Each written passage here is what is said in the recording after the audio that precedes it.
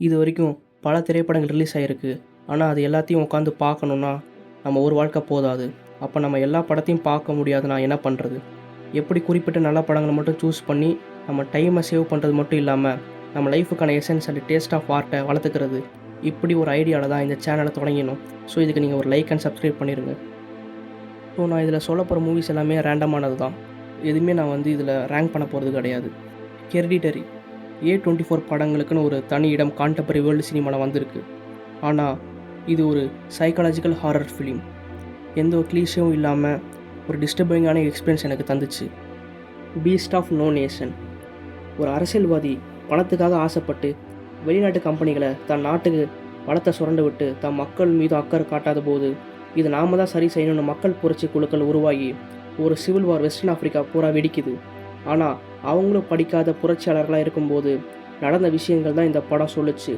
Exact politics and ஹிஸ்ட்ரியை இந்த படம் மெட்டஃபரிக்கலாக சிம்பிளைஸ் பண்ணி எடுத்திருப்பாங்க. ஒரு ஸ்ட்ராங் ஹார்ட்டடான நபராக இருந்தீங்கன்னா இந்த படத்தை நீங்கள் பார்க்கலாம். த ஃபிஃப்த் சீல் ஒரு இன்டென்ஸான ஃபிலாசபிக்கல் படம். இது ஹங்கேரியன் சினிமாவில் தவிர்க்க முடியாத ஒரு டைரக்டர் தான் ஜோல்தான் ஃபேப்ரி.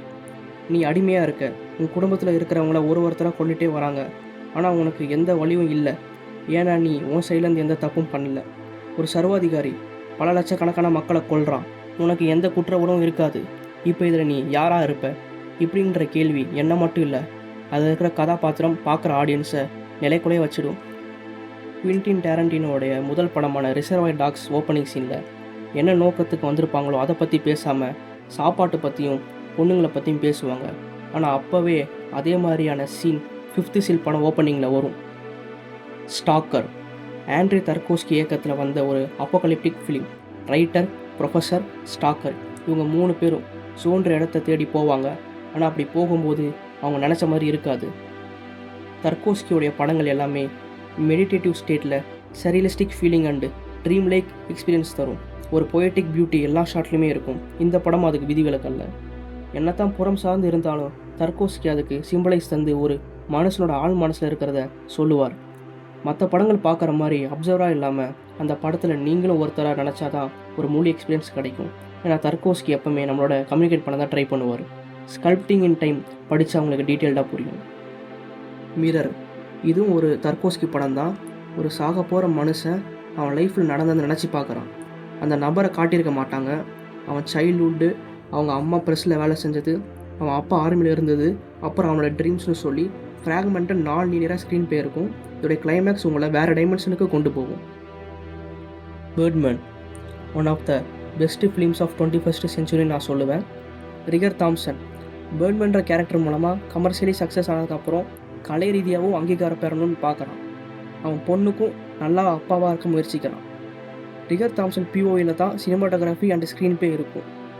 ஸோ அவனோட இலூஷன்ஸ் ரியாலிட்டி எல்லாமே பிளெண்ட் ஆகி ஒரு ட்ரீம் லைக் ஃபீல் தருது. இதை டைரக்ஷன் அச்சீவ் பண்ண லாங் டேக்ஸ் வித் ட்ராக்கிங் ஷாட்டில் எடுத்திருப்பாங்க.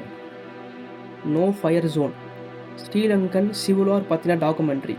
சிங்கள இராணுவம் நோ ஃபயர் ஜோன் அறிவிச்சும் தமிழ் இன மக்கள் மீது தொடர்ந்து பாம் ஷெல்லிங் நடத்திட்டு இருந்தாங்க. பல வார் கிரைம்ஸ் அண்ட் விடுதலை புலிகளோட லீடர்ஸ் எல்லாம் எக்ஸிக்யூட் பண்ணப்பட்டாங்க. ஜஸ்டிஸ் அண்ட் ஹியூமனிட்டி இல்லாமல் செஞ்சதை ஒரு விக்ட்ரியாக கருதி சிங்களீஸ் கொண்டாடினாங்க. 16 வயதிலே best Tamil films of 20th century list போட்டால் அதில் இந்த படம் கண்டிப்பாக இருக்கும். அந்த ஊர், கிராமம், கதாபாத்திரங்கள், பாடல்கள் எல்லாமே அழகாகவும் கிளாசிக்காகவும் படைக்கப்பட்டிருக்கும். தலைவர் இப்படி ஒரு மோசமான வில்லனா எந்த படத்துலையும் பார்த்துருக்க மாட்டீங்க, பார்க்கவும் முடியாது. கண்டிப்பாக பார்க்க வேண்டிய படம். Eternal sunshine of a spotless mind. Kate Winslet and Jim கேரியோட நடிப்பில் உருவான படம். ஞாபகங்கள் ஒரு மனிதனை கட்டமைச்சிருக்கு. அதுதான் நமக்கு அன்பு, உறவு எல்லாம் ஒரு மனிதனோட ஒன்றிணைய முக்கியமாக இருக்குது. ஆனால் அதை அழிக்கும் போது நமக்குள்ள எம்டினஸ் உருவாகுது. காதலியோட விட்டு போன நினைவுகளை அழிக்க ஒரு மிஷின் இருந்தால் அதுதான் இந்த படம் எக்ஸ்ப்ளோர் பண்ணியிருக்கு. Anatomy of a fall. பொதுவாக ஒருத்தன் செத்துட்டா நம்ம என்ன நினைப்போம்? அது கொலை இல்லை தற்கொலை. ஆனால் இது இரண்டு இல்லாமல் வேறு ஒரு காரணம் இருந்தால் அது இந்த மாடர்ன் வேர்ல்டு அண்ட் ரிலேஷன்ஷிப்போடைய நுணுக்கங்களை மையமாக வச்சு உருவாக்கின ஒரு மாஸ்டர் பீஸாக இருந்தால் இது தொட்ட எக்ஸ்ட்ரீமை வேறு எந்த படமும் தொட்டிருக்க முடியாதுன்னு நான் நினைக்கிறேன்.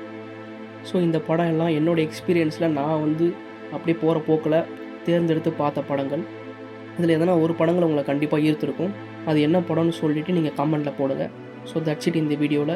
இன்னொரு நெக்ஸ்ட் வீடியோவில் உங்களை நான் சந்திக்கிறேன். Good bye.